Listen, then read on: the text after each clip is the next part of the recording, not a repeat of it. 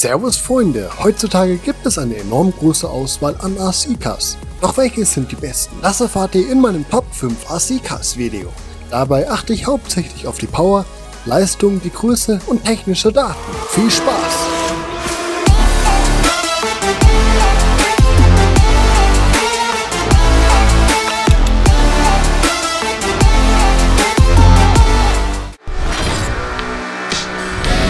Beginnen wir mit Platz 5.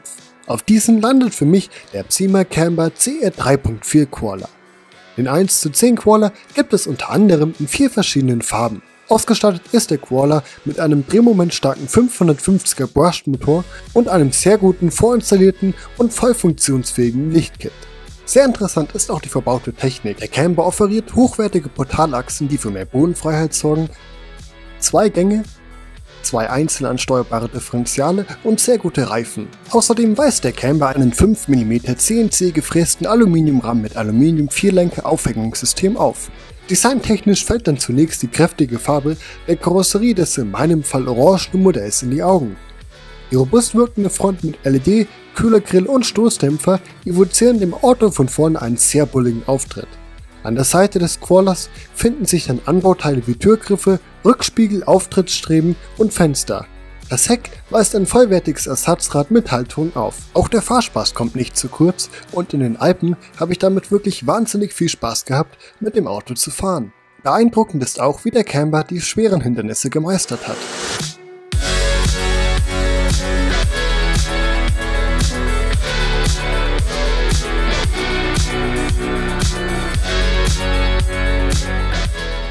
Zu haben gibt es den Camber ab 450 €.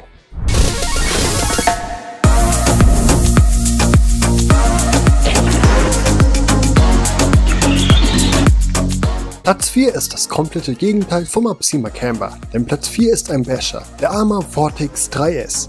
Der Vortex ist ein 1:10 RC-Car, welches aus dem Hause Arrma stammt. Angetrieben wird der 3S Basher von einem starken 3200 kW Spektrum Brushless Motor. Durch das größere Standard 18 T-Ritzel erreicht der Vortex eine Höchstgeschwindigkeit von 86 km/h. Mit dem beigelegten Speedritzel sollen sogar 96 km/h möglich sein. Warum der Vortex 70 € mehr als Granite 3S und Big Rock 3S kostet, rechtfertigt sich vor allem wegen der verbesserten Elektronik. Der Vortex offeriert das noch bessere Spektrum Firma 100 Amp ESC, welches erstmals in einem 3S Arrma alle Vorzüge eines Spektrum-Akkus ermöglicht. Denn dadurch lässt sich der aktuelle Batteriezustand während der Fahrt an der ebenfalls besseren Spektrum DX3 mit Batterieanzeige einsehen. Außerdem hat der Vortex das intelligente Stabilitätsprogramm namens AVC, wodurch das Auto fast nie mehr ungewollt verreist. Jetzt ist das AVC aus. Das Design des 1:10 Vortex zeigt sich sportlich und modern. Der markante Spoiler am Heck verstärkt diesen Eindruck. Wem die rote Farbe meiner Karosserie nicht gefällt, kann noch zwischen grün oder lila wählen. Weiter zeigt sich die Karosserie hochwertig verarbeitet und mit vielen netten Details. Nützlich zeigten sich bei meinem Vortex auch die Body Protector am Dach. Beim Fahrverhalten macht der Vortex definitiv eine Menge Spaß, wobei mir aber negativ aufgefallen ist, dass Teile wie das Differential, das Servo oder andere Dinge schnell kaputt gehen. Doch auch wenn manche Teile schnell kaputt gehen, macht der Vortex so enorm viel Spaß, dass ich das tatsächlich vernachlässige. Doch dazu mehr in meinem Langzeitreview zum Vortex. Für mich ist aber die Elektronik am beeindruckendsten am Vortex, da es diese bisher noch in keinem 3S-Modell gegeben hat. Zu haben gibt es den Vortex ab 420 €, je nach Händler.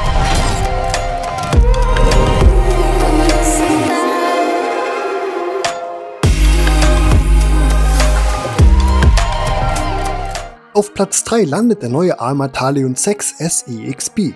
Dieser offeriert einige besondere Eigenschaften, weshalb er auf diesem Platz landet. Im Design fällt zunächst der extrem flache Aufbau des 1:8ers auf. Von vorne sieht der Talion verdammt böse aus mit der gelungenen Leuchtengrafik und dem roten Arrma-Logo. Auffällig zeigt sich die generell sehr niedrige Höhe des Talion, wodurch er sehr schnell wirkt. Auszeichnend für EXB Arrmas ist der Talion mit sehr stabilen Extreme Bash-Teilen ausgestattet. Laut Arrma sind diese robuster als die normalen BLX-Teile. Interessant ist aber, dass der Talion mit dem Outcast 6S EXP der erste Arma EXP mit verbauter Elektronik ist. Das hebt den Talion nochmals sehr hervor. Der Motor ist dabei ein Spektrum Firma 2050 kW Brushless Motor. Das ESC hat 150A, ist von Spektrum und 6S fähig. Es besitzt übrigens zwei Akku-IC5 Anschlüsse. Das Spektrum Servo S652 hat 19 Kilogramm Torque, was für 6S gewöhnlich ist. Alles Teile, die sonst nur bei Nicht-XCB Armas dabei sind. Sehr beeindruckend ist die Höchstgeschwindigkeit von 113 km/h mit dem optionalen und beigelegten Speedritzel. Das ist wirklich verdammt schnell. Bedenken sollte man aber, dass der Talion mit dem Standardritzel nur 80 km/h fährt. Das ist natürlich immer noch schnell, aber dennoch ein deutlicher Unterschied zu den 113 km/h mit Speedritzel. Eine weitere positive Eigenschaft ist das sehr gute AVC und die smarte DX3-Funke von Spektrum. Rechnet man das alles zusammen, kommt man wahrscheinlich nicht nur auf einen Preis von 750 €, sondern auch auf eine große Summe an hochwertigen Spezifikationen und Teilen.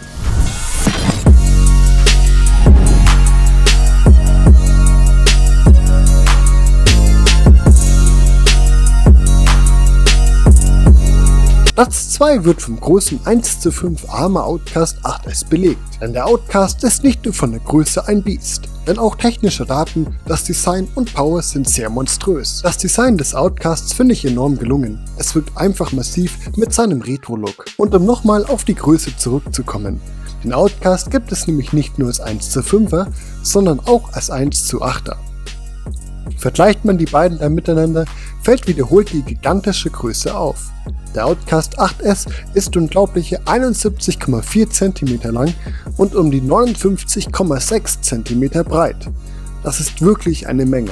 Die Karosserie des Outcasts ist in glänzendem Rot und besitzt viele coole Designelemente.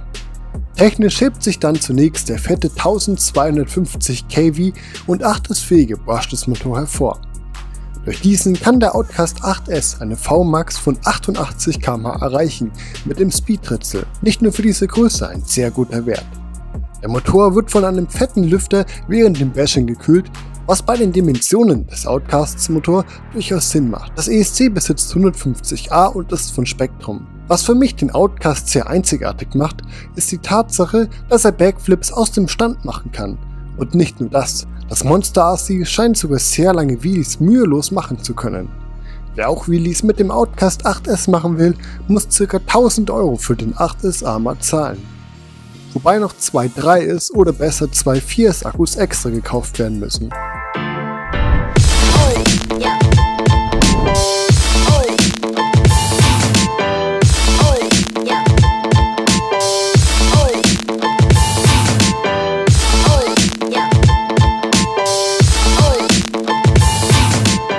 Auf Platz 1 steht der Traxxas X-Max, ebenfalls ein 1:5er mit gigantischen Dimensionen. Angefangen beim Design und der Größe wird sofort klar, wieso der X-Max so beliebt ist. Von vorne sieht der X-Max wirklich verdammt aggressiv aus. Jedenfalls ist wirklich alles am X-Max riesig und aufwendig gestaltet. Vergleicht man den X-Max mit dem 1:10er Traxxas Horse, wird einem klar, was für riesige Abmessungen der X-Max hat. Am Heck sitzt eine Wheelie-Bar für Fahrten auf 2 Rädern. Die Federn sind indes wirklich sehr groß. Glaubt man den vielen Videos auf YouTube, wo der X-Max fährt, scheint die Federung auch ziemlich gut zu sein. Laut Traxxas haben sie beim X-Max auf sehr viel Innovation gesetzt, was sich in einigen Komponenten widerspiegelt. Doch davor möchte ich noch auf Motor und ESC eingehen. Der X-Max Motor ist ein 1275 kW Brushless Motor mit einer Gesamtlänge von unglaublichen 110 mm. Gekühlt wird der Motor durch 2 Lüfter und Kühlkörper. Auch das 8S-fähige ESC ist riesig und besitzt einen Lüfter.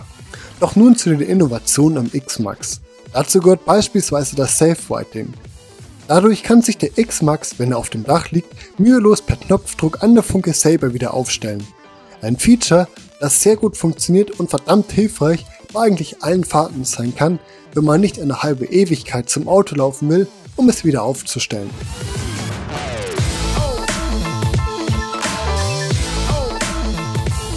Die nächste Innovation betrifft die Halterung der Karosserie. sagt Tschüss zur nervigen Entfernung von Klammern an der Karosserie und Hallo zu einem Clipless Body Mount. Dazu gehört auch das bequeme Entfernen der Batterie unter der Karosserie ohne Klettverschlüsse oder Klammern. Außerdem hat der X-Max TSM, also Traxxas Stability Management, was im Prinzip so wie das AVC bei AMAS ist. Der X-Max hat noch ein paar weitere innovative Features, wie zum Beispiel spezielle Funktionen an der Funke, doch es wären zu viele, um diese alle in diesem Video aufzuzählen. Man merkt aber einfach, dass beim X-Max sehr viel Arbeit und Perfektionswille rein investiert wurden. Der Unterboden besteht übrigens aus Plastik, was man positiv oder negativ sehen kann. Mit dem beinhalteten Speedritzel und zwei 4S-Akkus sollte der X-Max eine Höchstgeschwindigkeit von 80 km/h plus erreichen. Und bedenkt dabei, das Auto ist wirklich verdammt riesig und dafür 80 km/h ist wirklich ein spitze Wert. Das alles macht den X-Max zum wohl besten RC-Auto, welches man aktuell kaufen kann, auch da der X-Max sehr stabil zu sein scheint. Wer nun den X-Max kaufen will, muss zunächst knapp 1100 € und nochmal gut 430 € für zwei 4S Traxxas Akkus mit beigelegten Ladegeräten investieren. Insgesamt ist das natürlich ein stolzer Kaufpreis, doch dafür ist der X-Max das wohl Beste im Bereich RC-Car, da er wirklich sehr viele Features offeriert.